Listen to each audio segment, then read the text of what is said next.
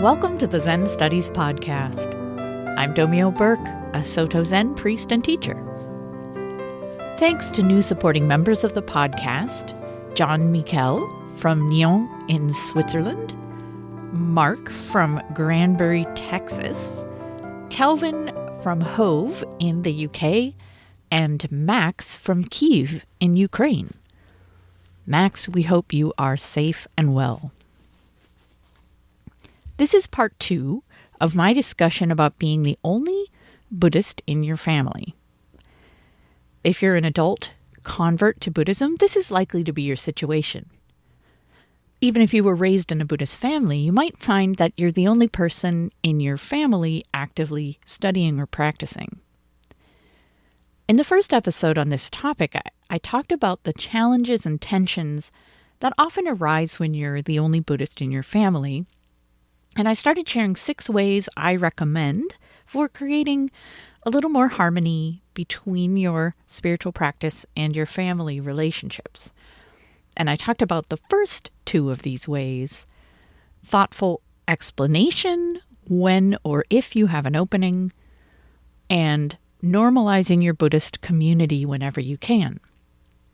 In this episode, I'll share 4 more ways and finish by discussing the special case of being in an intimate relationship with someone who doesn't share your passion for Buddhist practice. So to get to my third recommendation, aiming for the middle way between indulgence and asceticism. As I mentioned in the last episode, English or Spanish-speaking Buddhists, folks listening to this podcast or reading my transcripts, are likely to be adult converts to Buddhism. Convert Buddhist communities have generally been around for a couple generations at the most, and have tended to focus on Buddhist teachings and on practices aimed at personal spiritual development, such as meditation. Throughout history, it has, for the most part, been celibate Buddhist monastics who have focused on study, meditation, and renunciation, whereas lay Buddhists lived very worldly lives with families, and businesses, and pleasures. Lay Buddhists manifested their Buddhism through moral behavior, integrity in business, support of their families, devotional practices, and generosity toward Buddhist temples and other causes. Now, there have always been exceptions to this generalization, of course, lay practitioners who were very diligent in study and meditation. But in Buddhist cultures, such people would be vastly outnumbered by respectable lay Buddhists who weren't interested in these typical monastic practices. Modern convert Buddhists, then, are in some senses an entirely new breed of Buddhist. Modern lay practitioners have greater freedom and means than our ancestors did. We embrace study and meditation and hope to achieve some degree of spiritual development by doing so. Shunryu Suzuki Roshi famously said, and this quote can be found in Zen Mind Beginner's Mind, a collection of talks he gave to his American students. So Suzuki Roshi said, quote, "Here in America, we cannot define Zen Buddhists the same way we do in Japan. American students are not priests, and yet not completely laymen. I understand it in this way. That you are not priests is an easy matter, but that you are not exactly laymen is more difficult. I think you are special people and want some special practice that is not exactly priest practice and not exactly layman's practice. You are on your way to discovering some appropriate way of life." End quote. Some of us who eagerly embrace Buddhist practice find ourselves following guidance given to monastics, namely to renounce worldly pleasures and distractions in order to keep our minds clear and devote ourselves wholeheartedly to practice. We may become vegetarian or vegan, or forego or strictly limit alcohol consumption, or minimize watching TV and movies or reading novels. We may try to radically simplify our lives, getting rid of possessions, and opting out of various pastimes, which now seem like a distraction from our practice. We may use our vacation time to attend meditation retreats instead of participating in whatever leisure activities our family usually does together. It can be extremely valuable to simplify our lives, to prioritize study and meditation, and to renounce certain things, at least for some period of time. There's a reason such practices are traditionally recommended to monastics. However, doing these things can cause significant alarm to your family members and create a sense of separation and judgment. First, they may wonder, how far are you going to go? Are you going to leave and become a monk? Second, are you going to cast away your family members the same way you have cast away the other things you used to enjoy? Third, if it's so important to you to be free from the various things you are renouncing, doesn't that imply a judgment of your family members who probably still enjoy them? Assuming you want to take care of your family relationships, it's valuable if you aim for the middle way between indulgence and asceticism. Now, one extreme is doing only what your family completely approves of and understands. Given your desire to practice Buddhism, this may feel like a path of indulgence, following the path of least resistance, which in most modern cultures tends to be fairly materialistic, pleasure-centered, and devoted to distractions. The other extreme, asceticism, is renouncing whatever you feel called to renounce without any concern about how it will affect your family relationships. Now note that renunciate monastics, by definition, were not married, did not have children, and did not maintain regular contact with their families. So the middle way is a dynamic path of avoiding extremes, and it can be tricky. When negotiating the middle way between indulgence and asceticism with respect to your family, it can help enormously to ask yourself, what can you do? What compromise can you make that gives you the biggest bang for your buck? What worldly pleasures can you indulge in, along with your family members, or where they can witness your humanity, which will reassure them and help them feel connected to you and not judged by you? Ideally, this is something which doesn't feel like too much of a compromise in terms of your practice, and which will help your family members feel more comfortable with some of the more ascetic choices you make. For example, when I was recently ordained and into hardcore monastic practice, think shaved head, living in a Zen community on a full-time practice schedule, all of my possessions fit in one closet, I was inclined to bring my practice with me when I visited family over the holidays.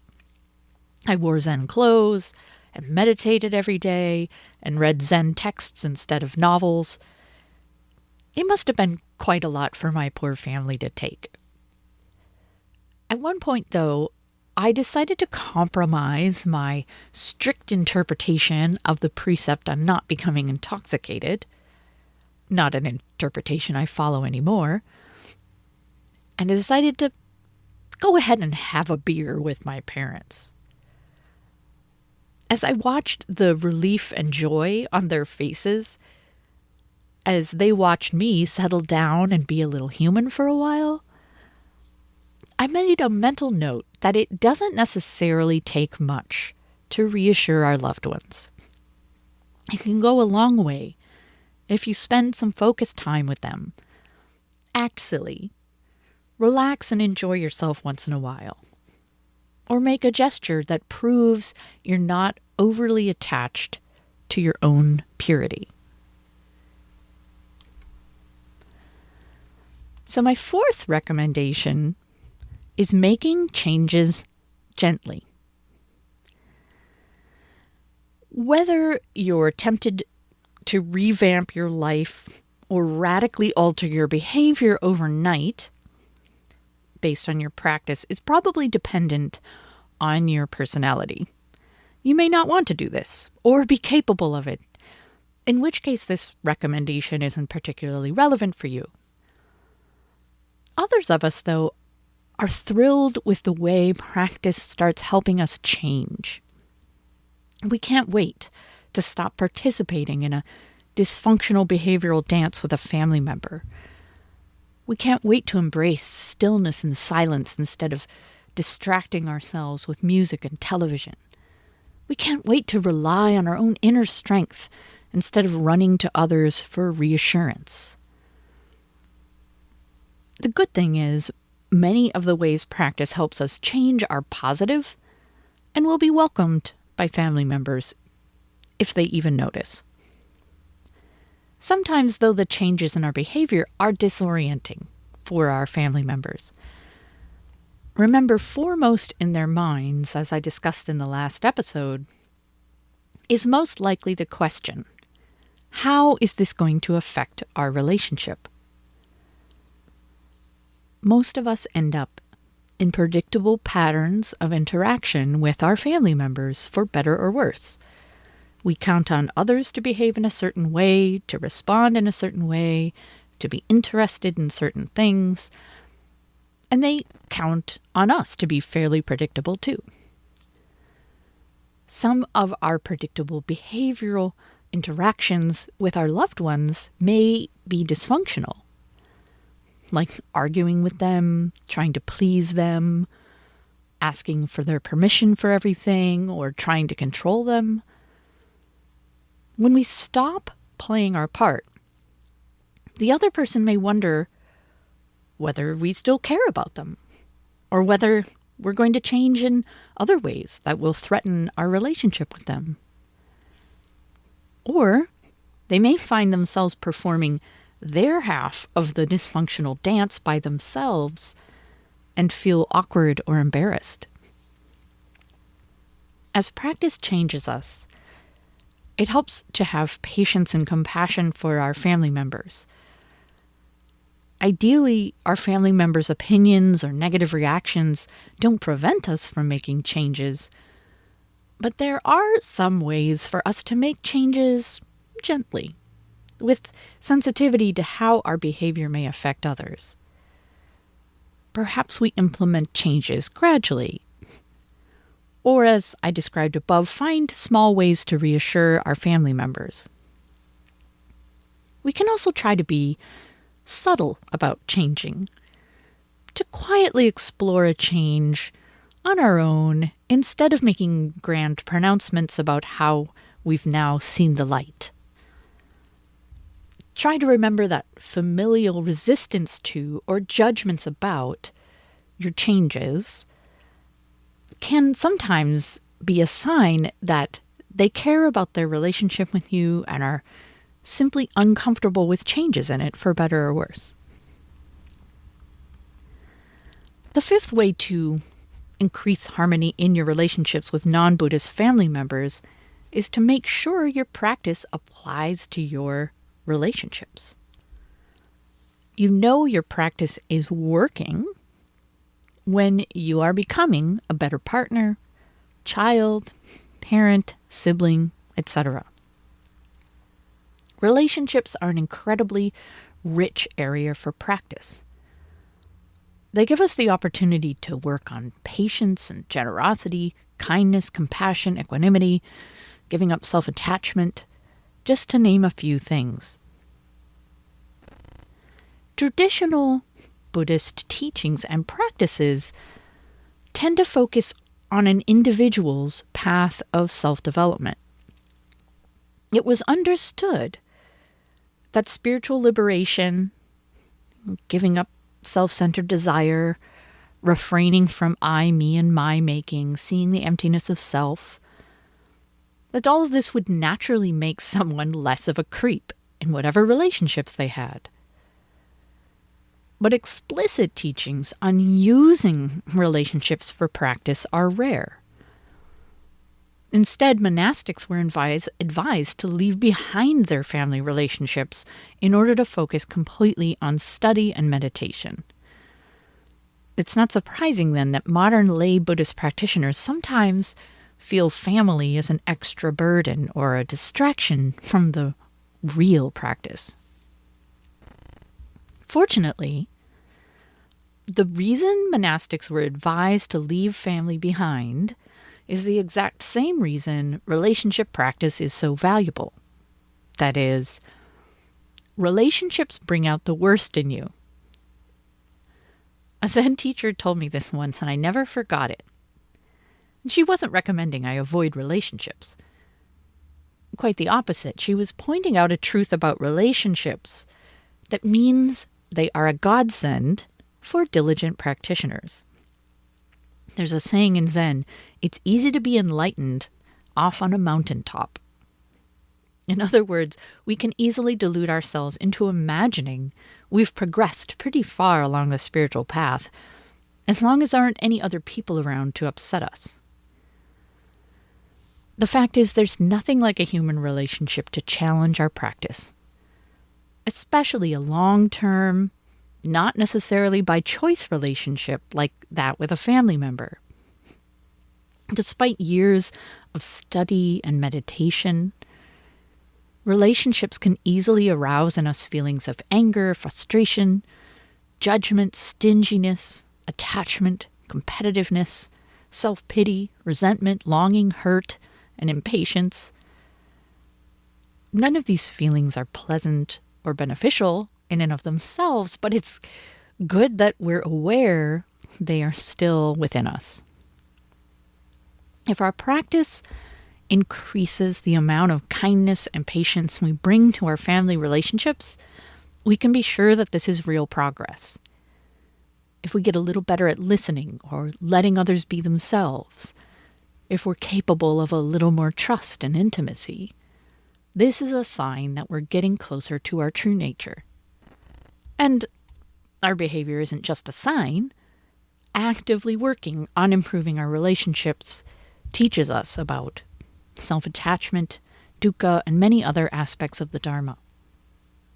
And when our family realizes our practice includes them and benefits them, that's not just a self-improvement project aimed at making you happier, they're likely to be more accepting and respectful of it.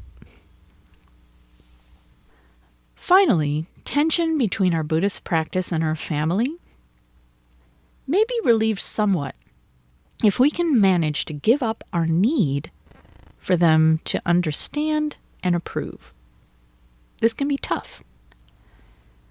When I say give up your need for them to understand and approve, I'm not talking about practicing however and whenever you want to without regard to how it impacts your family relationships. This may very well be what you decide to do, but we're discussing here how to create more harmony between your practice and non-Buddhist family members. It's assumed you care about your family relationships and are willing to engage in some give and take and compromise, and to learn to be more skillful about how you present your practice to your family.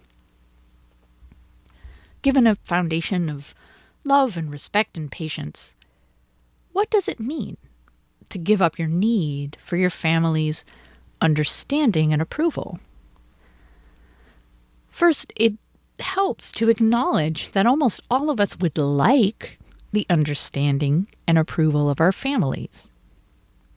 In a perfect world, we would all understand and respect one another and celebrate whatever makes our loved ones happy.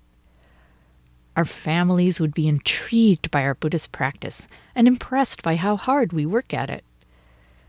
They would listen to tales of our spiritual struggles with curiosity and without judgment, trusting us to find our way, and then they'd feel joy when we have a breakthrough.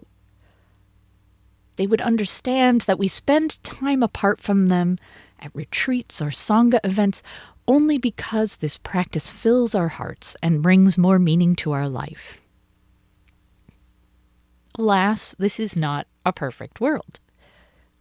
We all have limitations when it comes to our ability to trust and open up to intimacy, our ability to communicate honestly and skillfully, and to truly listen, our ability to get our minds around how much other people would like our attention, understanding, and approval. No matter how much we may wish for it, no matter how hard we strive for it, our family members may never be able to offer us deep emotional connection around the importance of Buddhist practice in our lives. Fortunately, one of the benefits of practice is strengthening our confidence in ourselves.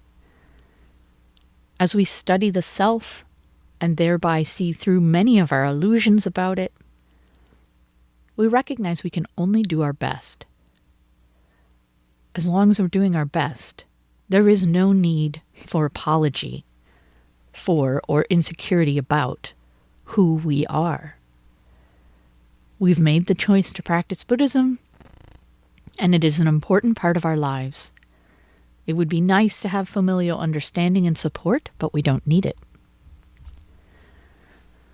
Amazingly, giving up our need for our family's understanding or approval doesn't just benefit us. It can also shift the dynamics of your relationships in a positive way.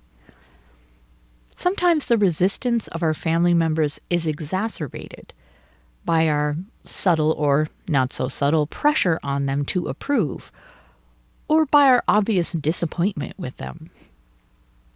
When we're no longer burdening others with our expectations, they're sometimes able to extend more curiosity and acceptance.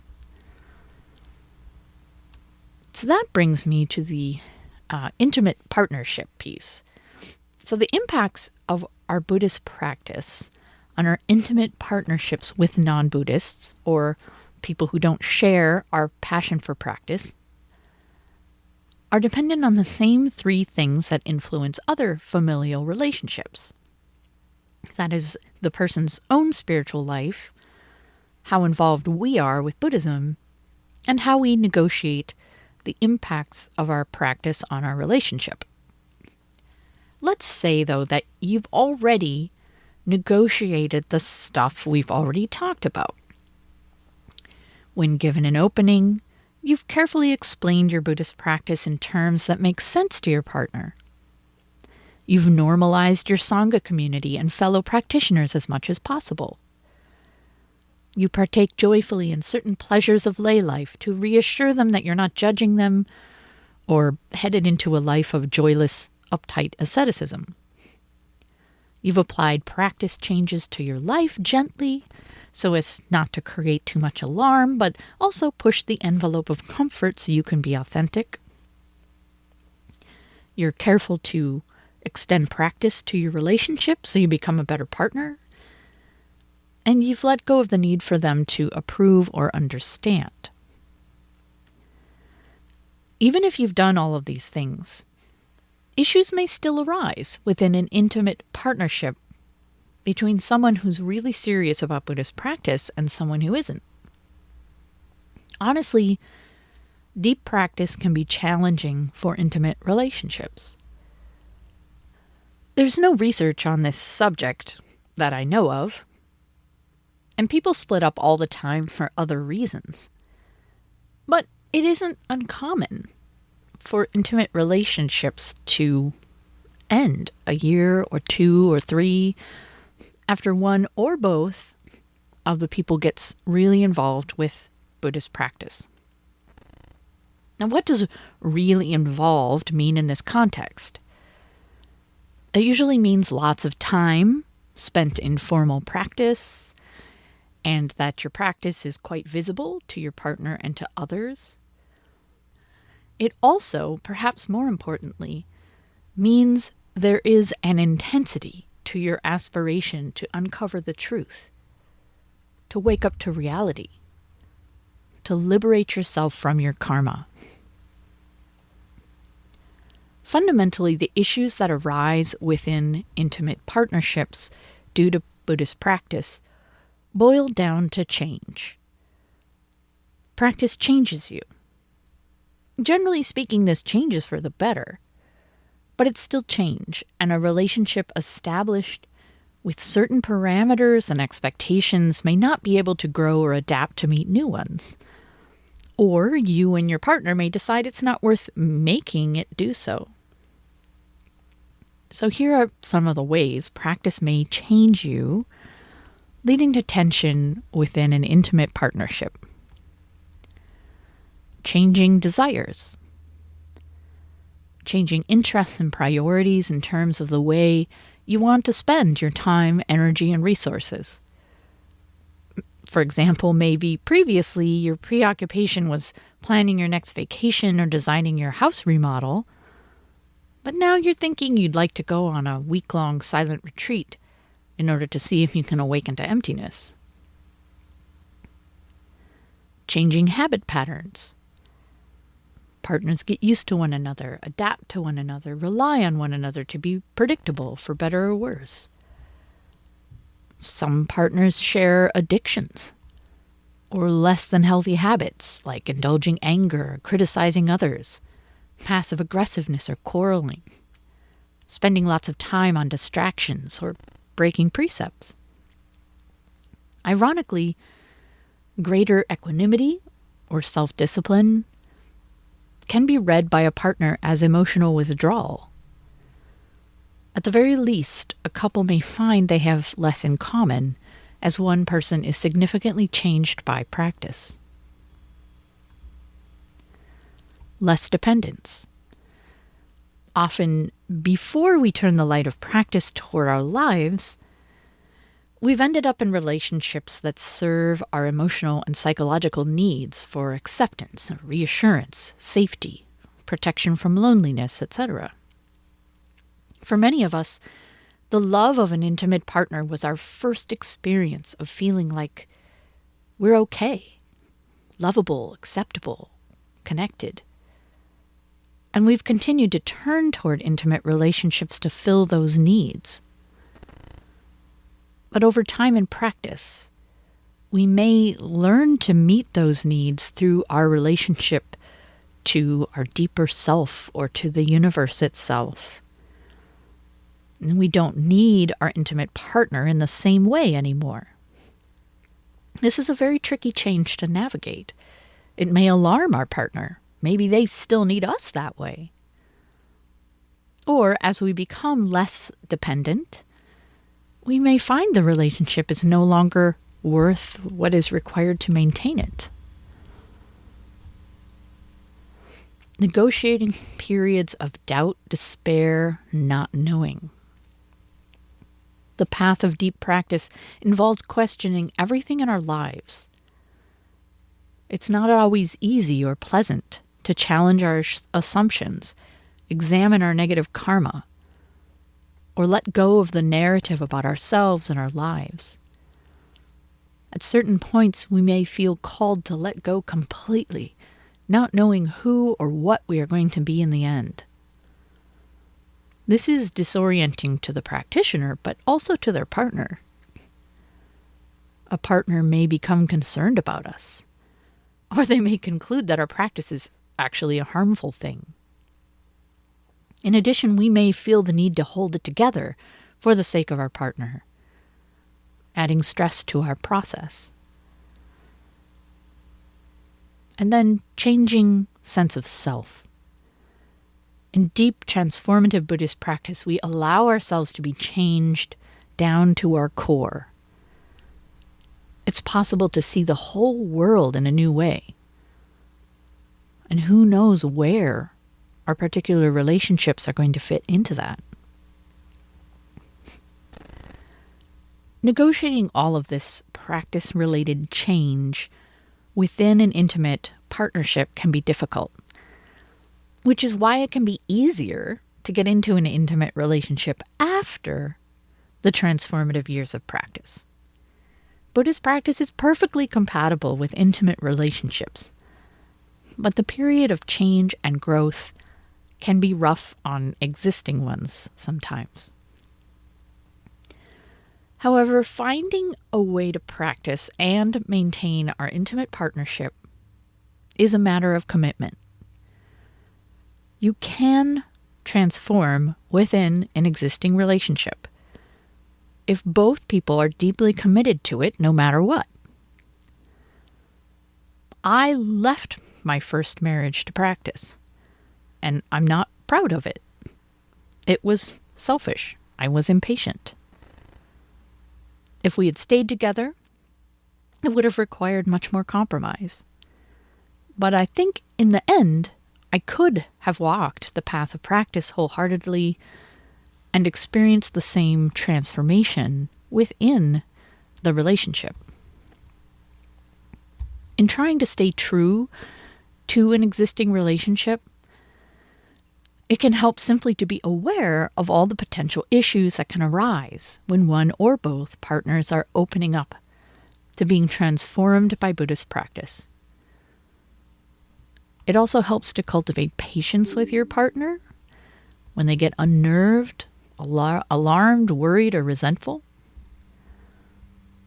If you follow some of the recommendations I've discussed, you may find your partner getting used to things over time. Try to reassure them that you love and accept them. When you can, pay extra attention to them, and be sure to spend enough time with them.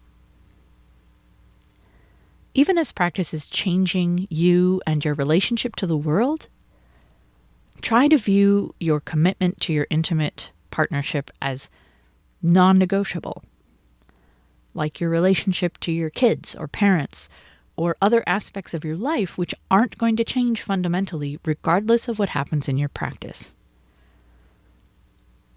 Depending on the nature of your intimate relationship, you may end up feeling like the intimacy in your relationship is compromised because you now have an important aspect of your life your partner doesn't understand or care about.